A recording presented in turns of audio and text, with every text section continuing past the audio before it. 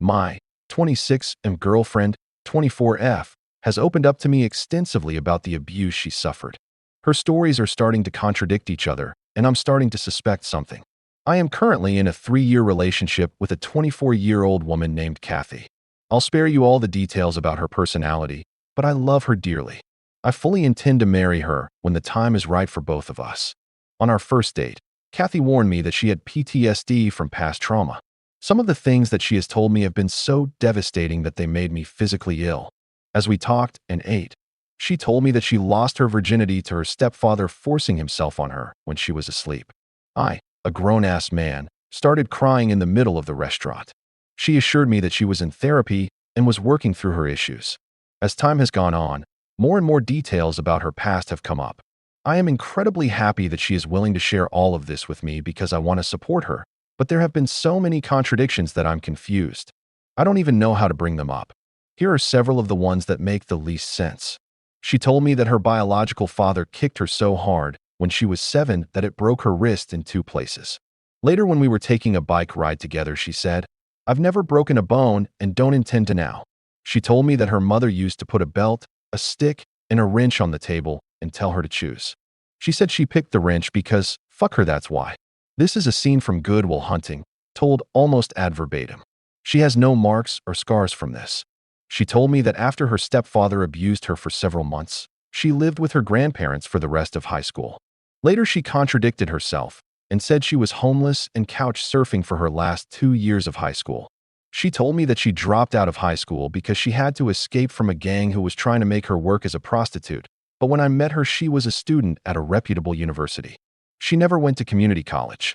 I don't think it's even possible to get into a school like that with nothing more than a GED. She told me that to cope with her past trauma, she did almost every drug and was barely sober for more than a week for 2 years. Later, when we smoked weed together, she got super high and said she had never tripped harder. I don't think someone who has done LSD and mushrooms would say that after smoking pot. It doesn't make sense. I feel like a monster for asking. Was she even abused? I could understand 1 or 2 contradictions based on some inaccurate memories, but really? Why the movie scene monologue? Why does everything point to her having a privileged upbringing with the brand new Range Rover she bought as a freshman and fancy college degree with no debt? I don't know how to bring this up or how to make sense of any of this. I can't bring the issue up because if she was abused, it would crush her to be doubted. TLDR, my girlfriend has wild stories about her past abuse, but they're making less and less sense every time she talks about them. As much as I don't want to doubt her, they keep escalating and making less sense. Relevant comments. Donut minimum. Can you bring it up immediately when it happens? Her. I've never broken a bone. You. Wasn't your wrist broken when you were 7? OOP. At the time, I raised an eyebrow, but I thought she was blocking out her abuse or something. I didn't want to bring up old bad memories. Daryl Van Morrison. Compulsive liar, by the sounds of it. Knew a few in college with the exact same kind of track record. The girl in the dorm room next to me only got caught when an RA called her mom to say the girl needed more support given the recent death of her uncle, and mom said never had an uncle. All of a sudden, about 20 stories started to unravel. OOP.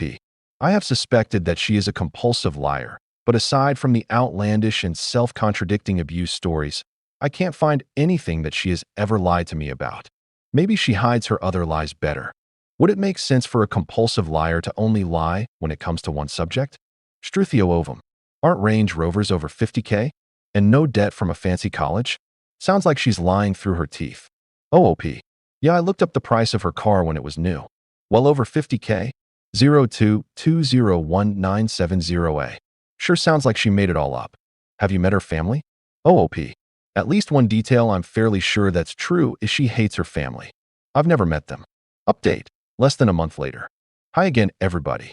A lot of people have expressed interest in an update to my situation, and since the situation is finally resolved, I figured I would take a minute to write out what happened. Admittedly, this actually ended last week, and, spoiler alert, I spent the following several days moving out. I haven't had a chance to update. A whole lot of thoughts on the matter have been stewing, so I'm afraid this is going to be long. For those of you who just want to know what happened and move on. She lied. We broke up. She tried to save our relationship by lying. I have ghosted her. For everyone else, my last post can be found here. A short synopsis of the situation is that my girlfriend spent the entirety of our relationship opening up to me about how she suffered horrific abuse from just about everyone in her personal life. Yet her stories did not add up in the slightest. After reading through nearly every single response to my post, I came to two conclusions. One, my girlfriend was lying about, at the very least, the extent of her abuse. And two, she was only going to continue escalating these lies unless I put a stop to it. Many people told me both in comments and DMs that if I were to directly confront her about my suspicions, she would immediately gaslight me or deflect by calling me a monster for not believing her. I agreed this was likely, and so I went the route of stalking her on social media. I'm not proud of it, but I spent well over 10 hours stalking her on Facebook. I hadn't logged into Facebook since early in our relationship, but she seemed to be using it fairly often. Through my search, I discovered two things that she couldn't possibly explain away. She has another Facebook she uses for close friends and family. The Facebook page she has me on is reserved for friends from online games, giveaways, and so on. This all came to light when I started messaging her Facebook friends. I sent them a copy/pasted message. Hey, I'm Clara's boyfriend. I know this is out of the blue, but would you mind if I asked you a question? I wanted to get her a gift and was hoping for a bit of advice. The majority of the people didn't respond. Fair enough. I assume many of the messages got automatically filtered. Of those who did respond, the vast majority didn't really know Clara, or only knew her online, or didn't remember her at all. It was bizarre. Where were her college friends? Her not having high school friends would be right in line with what she told me before, but I know she has friends from college because she hangs out with them regularly, or at least she did until we went into lockdown. Eventually, I figured it out. She had another Facebook. It was a total stroke of luck that led me to it. She happened to have one single friend who was on both of her Facebook pages, and when stalking her friend's friends, I found my girlfriend's second page. On her real Facebook page, everything she told me completely unraveled. Dozens of high school friends. Pictures from her high school days, ranging from class trips to dressing room pictures of her trying on new clothes to her sweet 16. Pictures with her parents with whom she seemed very happy to be having her picture taken. Pictures of her standing in front of a very large, very non-ghetto suburban house. Then I found the picture of her standing in front of her brand new Range Rover. At this point, I had already decided our relationship was over. There's no explaining that.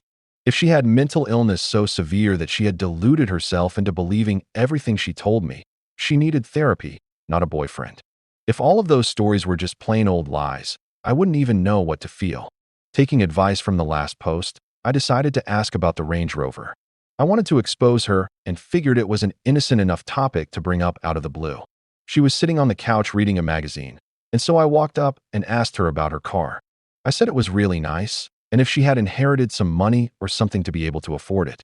She gave me a long theatrical inhale and exhale.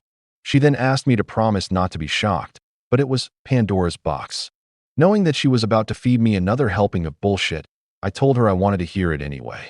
She covered up the Range Rover purchase by telling me that when she was homeless, she was forced into prostitution by an abusive pimp. She said that with the money she saved by overcharging clients and hiding tips from him, she was eventually able to afford the car. Then she asked if I still loved her despite her past. So that was the end of that. I called her a liar on the spot. Aside from everything else, what really ticked me off about this lie is street prostitutes don't make nearly enough money in tips to be able to buy an expensive car and pay for a college education. Then I told her that I saw her real Facebook. All of those pictures. For the first time in our relationship, she didn't have an explanation. I started my move out the next morning, the lease be damned, and finally was done with it in 3 days. She has frantically texted me saying she could explain and she was ready to tell me the truth. Yeah, the truth. I'm almost tempted to ask her for it just so I can experience another wild tale. Maybe this time it being about her experience with witness protection on the run from the mafia or some other ludicrous story. Thanks again for all of the advice and help everyone. I feel like a total idiot for wasting 3 years of my life with her, but I have high hopes for my future. I'm going to take a break from dating for a while though. Right now I'm staying at a buddy's house who has been nothing short of amazing. She does not know where I am. TLDR, yes, she was lying. She had a second Facebook where she hid her real life. She wants to explain things to me, and I think I would rather get my teeth pulled out with a wrench. Relevant comments. Wonderful_rush. She sounds like a narcissist, to be honest. I know someone exactly like this. Also, you called her Kathy in your other post? OOP. Haha. I just screwed up and thought she was Clara before. It has been 2 weeks. Her real name looks nothing like either. Eclectic Vittles. One thing I don't understand is you mentioned the Range Rover in your original post, but I don't see it referenced in any of your stories. It sounded in this post like seeing her with the Range Rover was a surprise, but it was just that she got it as a teenager. Also, have you contemplated messaging her parents? It's kind of surprising that somebody with all of those stories wouldn't have her Facebook locked down. I would almost post something and tag her. The whole thing is so weird and sick. I'm sorry that you experienced it. And yes, if you've been on this ride for this long, I would be curious to know what the truth really is. OOP. The Range Rover thing was because despite her roller coaster teens, she somehow was able to afford it, brand new, from her first year of college. That made no sense to me.